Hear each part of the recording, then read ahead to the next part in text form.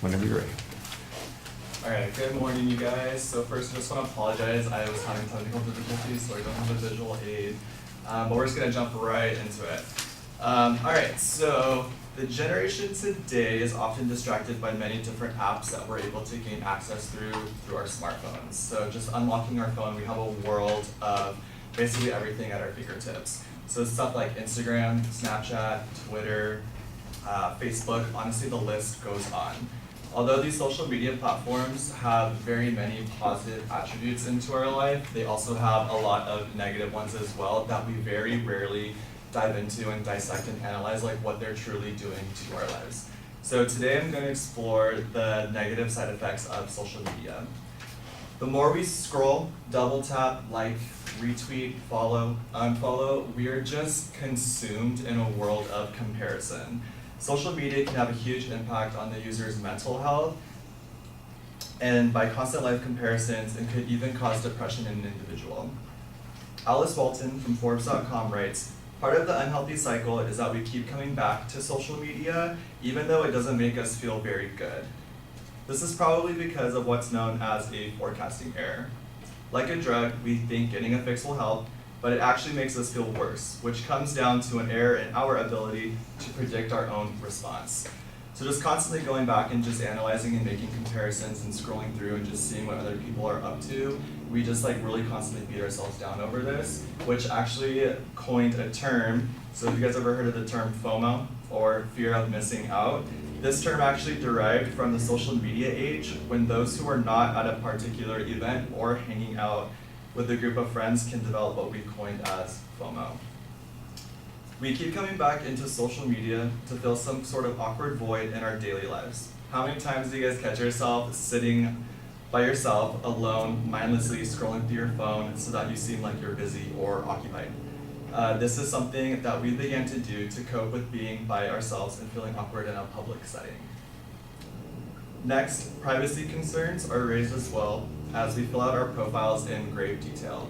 If you ever think you just put your age, where you work, where you grew up, your hometown on your social media profiles, social networking manager Danielle Reed states, "Using the algorithm, researchers were able to infer many personal traits merely from friend lists, including education level, university attended, hometown, and other private data."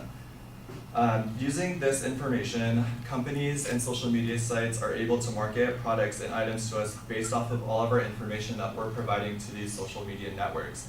That makes me feel a little uneasy, but it's also just, when you think about it, where is this information going? Who's using this information? What else do they know about us? Are they really diving in and like taking our information and analyzing it and using it in other aspects as well? Another encryption device with our credit cards, use such like Apple Pay, Android Pay, PayPal, things like that, where we have credit card information on our social media sites, pretty much just means that where is this going, it's stored, but who sees it, who is it accessible to, what if our accounts are getting hacked, things like that. Next, online bullying is one of the biggest concerns of them all. In an article by Brian Jung on social media's negative impacts, he states, "The anonymity afforded online can bring out dark impulses that might otherwise be suppressed. Cyberbullying has spread widely among youth, with 42% reporting that they have been victims." So according to a 2010 CBS News report, users hide behind screens to tear apart and criticize other people, as it's so easy to type or comment and send hateful things to not only just like influencers, social media stars, but also just people in our daily lives, someone that we might not like. Doing so honestly makes us become more critical as human beings. People are so quick to judge based off what they see on social networking sites and comments. So in conclusion, although social media is widely praised for allowing individuals to raise awareness on certain topics and to be able to self-express themselves, there's still a huge battle with the negative consequences of using these sites. Thank you.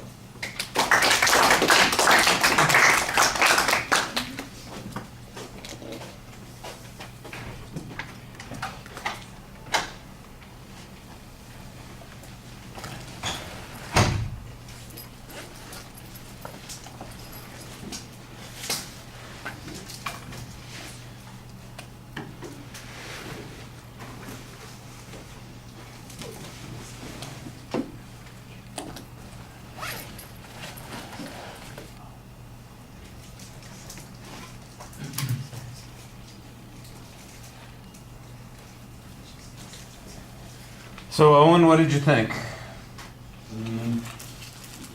thought it was a pretty good speech. Obviously, he didn't have the visuals. The intro was still kind of attention grabbing. He had really good eye contact in the beginning. Kind of fell off a little bit towards the end.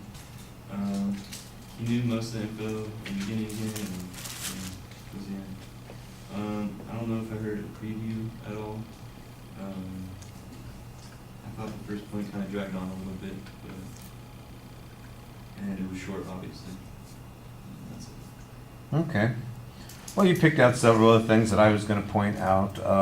I do think you're, from a delivery point of view, that your audience contact was stronger at the beginning of the speech, at the end not so good.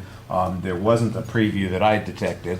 I do think that there's a topical method of organization in your speech. You've got basically like the mental health issues, the privacy issue, and the bullying issue, and I'm listening for those points, so I'm able to pick them out. And I think most of the audiences would figure those things out, but you want to help people a little bit, and that's why you give them a preview. Your transitions are okay. Usually, I thought that there was good research in the presentation. You had information on each of the points. I think you could use a little bit more on the privacy point. I thought it was less developed than it could have been. Like I said, the organizational issues are a problem for you because you didn't give us a preview and the transitions aren't as clear as they ought to be. It wouldn't hurt to have, well, I guess you did have a little bit of a summary that kind of covers those issues, so that does help a little bit. You know that the visual materials, there weren't any, so there wasn't any supplemental aids to provide additional assistance either from us remembering things or understanding concepts, so that's problematic. I appreciate the idea, the sentiment of apologizing at the beginning, but you do want to be careful about starting your speech with an apology. Maybe if you're going to offer an apology, maybe wait until the appropriate spot, like when you don't have the visuals, and say, I had a problem with the technology, so there won't be a visual of this, but let me tell you about what this particular issue is, and then it wouldn't be quite as noticeable. The greeting is okay. I think you're better off with that material about all the apps on the smartphones. That should be the attention device, and you should focus on that a little bit more. All right, thank you.